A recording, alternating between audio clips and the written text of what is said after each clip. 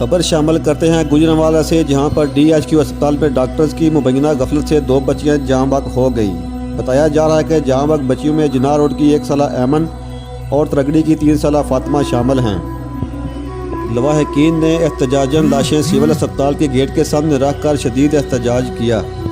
इस बारे में लवाहकीन ने इल्ज़ाम लगाया है कि बच्चियों को बुखार और गला खराब पर अस्पताल लाए थे।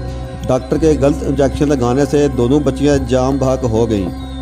जबकि इस हवाले से अस्पताल के MS डॉक्टर सोहेल अंजुम ने बताया कि दोनों बच्चियों को तशवीशनाक हालत में अस्पताल लाया गया। दोनों बच्चियां निमोनिया का शिकार थीं और दोनों बच्चियों को लाइफ सेविंग इंजेक्शन लगाए गए। इंजेक्शन लगाया गलत तो कहते हैं ठीक हो जाएगी, ठीक हो जाएगी। कभी कोई मसला बता रहे हैं बच्ची में। हमारी बच्ची थी, हमें पता है उसके अंदर क्या मसला था। उसको बुखार से ज़्यादा कुछ भी नहीं था, सिर्फ हम मजबूरी से यहाँ पे लाना पड़ा है सिविल हॉस्पिटल। तो सारी रात वो बच्ची के साथ पता नहीं क्या करते रहे, कभी कोई इंजेक्शन, कभी कुछ कभी कुछ।